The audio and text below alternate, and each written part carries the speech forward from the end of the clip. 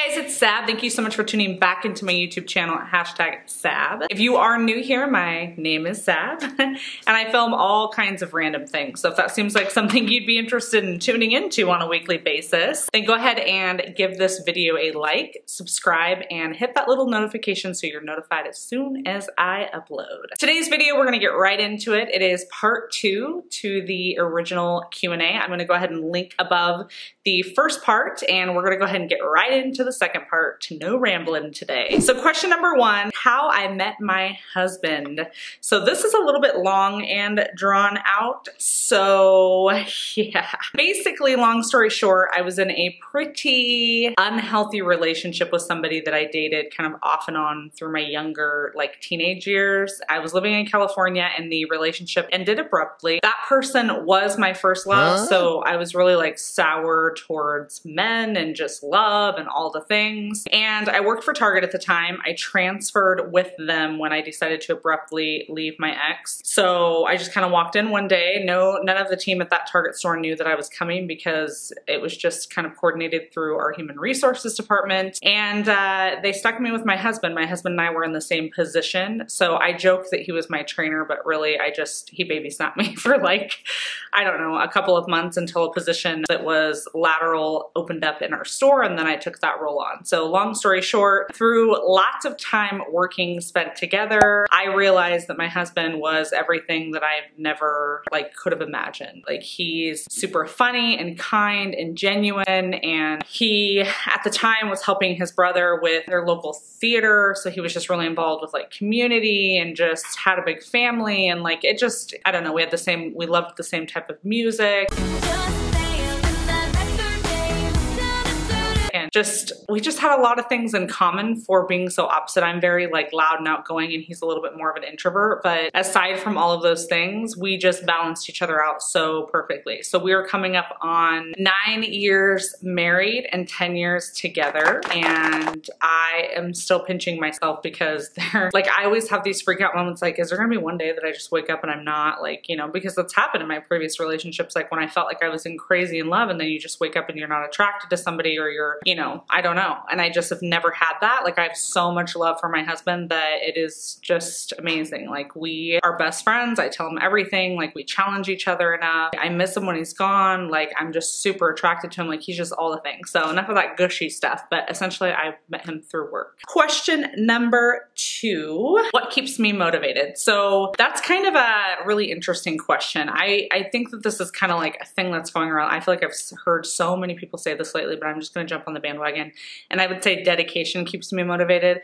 I have never felt more amazing in my life. I feel like something has finally clicked for me, and I'm very dedicated to getting the best body that I've ever had inside and out. In the past, I've only focused on being thin, losing weight, and that reaction factor of like, oh, what is everybody gonna say when they see that I've lost 20 pounds? Like that is what I always focused on before. And now this time around, it was like, you know what? Like I'm gonna focus on my health. I want better skin. I want to think more clearly. I want to be less emotionally stressed around food. I want to work on my fitness, and I want to be able to run without being out of breath, and I want to be able to lift heavy things without feeling like a pansy. Like there's just so many different things that became my why this time around. So I would definitely have to say dedication keeps me motivated. And also you guys, like when I made this decision 4 months ago to, you know, document my journey online of weight loss, I met so many cool people that were inspired by my journey and continue to be inspired, and you guys inspire me. You guys reach out to me all the time and let me know, you know, when I'm having a down day, you guys bring me back up. If I'm questioning something, you guys kind of help me clear that path, and I hope that I kind of do the same thing for you. So it's just a combination of things, but essentially it falls down on dedication. Next question,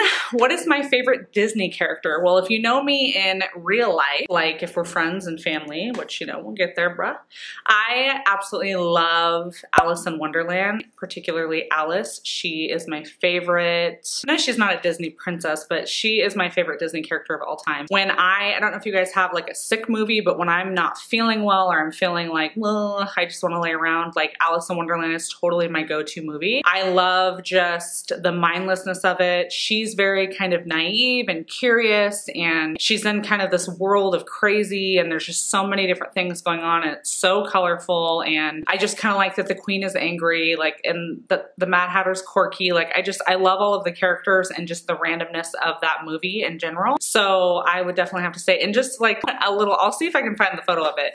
Well, not the photo of me crying, but when we took my girls, Lillian and Molly, to Disneyland for their first time, it was the first time I met Alice. And I know that's like so cheesy because she was definitely an actress dressed as Alice in Wonderland. I literally like cried when I met Alice, and I was like so excited. So I know, cheesy. Alice in Wonderland is my favorite movie, and Alice is my favorite character. Next question, when I was a kid, what did I want to be when I grow up? And that is actually a really sad kind of a question, or my response is very sad. So I actually wanted to be an actress or a singer. And the unfortunate thing about that is, like, and I think that's a very typical dream of a young girl, but I didn't want to be an actress or a singer because I wanted to fulfill this dream of like making people's lives happy by listening to my music or watching my movies.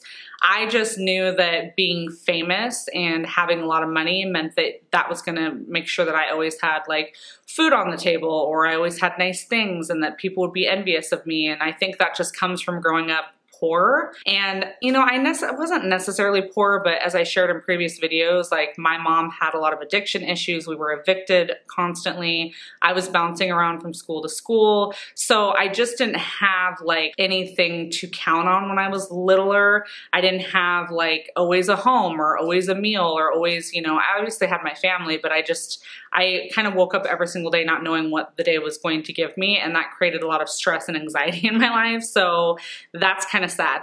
I will revert back to when I was in high school though. I really wanted to be a cop. Like that was like, I was like die hard. I worked at a dry cleaners, and I cleaned the chief of police in my local town's uniform every single week or every couple days. And I really built a great relationship with him. And so through talking with him a ton, like I just got really inspired to be a part of like law enforcement. And one of the first things that I did to try to take that path is I went down to the gun range with my aunt, and I tried to shoot a gun, and I was down there for 2.5 hours, and I literally couldn't shoot the gun. So that was the day I decided we're not doing that. And at this point in time, to be honest, guys, like I don't know what I want to be. I think I just enjoy, I enjoy connecting with people and inspiring people, and not that I'm like trying to be a YouTuber or anything like that. I just think at this moment in time, I'm focusing a lot on my family, and this is a little passion project. All of my kids are in school, so during the day, as a stay-at-home mom, I obviously don't need to watch children. So this is kind of just a passion project for me, focusing on myself and my health journey, and then creating content for you guys. All right, next question. If I were to walk in someone else's shoes, who would it be and why? In the short form of this answer, I know this is gonna seem so like, I don't even know what the word would be, but I am at the point in my life where I'm not really, like, envious to me, I don't feel like is a feeling that I enjoy having.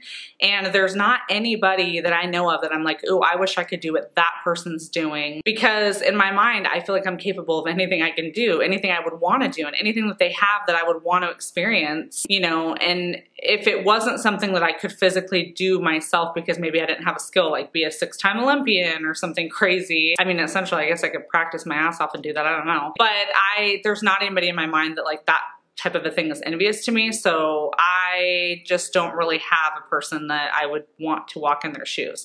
Of course, like I'm envious of people that are like traveling nonstop and all these things, but I still get to travel. There's still things that I can do in my life to become that. So there's no reason for me to want to be in somebody else's shoes. If I had to answer the question though, I would definitely probably say Oprah, because Oprah is just, hello, I don't even know. I just want to experience a day as Oprah. Next question, what is my favorite type of food? So I would say for like years and years and years, and it still is definitely top 3, was Mexican food. I love burritos, tacos, nachos, quesadillas, fajitas, anything that has to do with anything in that category of Mexican food. But as of recent, I've become obsessed with Italian food. I love lasagna, and I love pasta of every sort. And I think part of that comes back to like, you know, the grass is always greener or just always wanting what you can't have. And I have a little bit of a carb tolerance. I don't even know if I'm saying that right, but I can definitely have carbs, but particular types of carbs really impact my body differently than other carbs. And like I can have bread, I'm okay. I can have like rice, I'm okay. If I have pasta though, I instantly feel like shit the next day, or even like within an hour of eating it, I just feel fat and bloated and icky. So the taste of pasta doesn't always live up to the experience that I get after having pasta. So it's not necessarily something that I want to be doing. So I still eat it on occasion. It's just, I don't eat it very often. And it's definitely one of the foods that I'm like, oh, I just love. And I'm just curious if you guys have good pasta substitutes.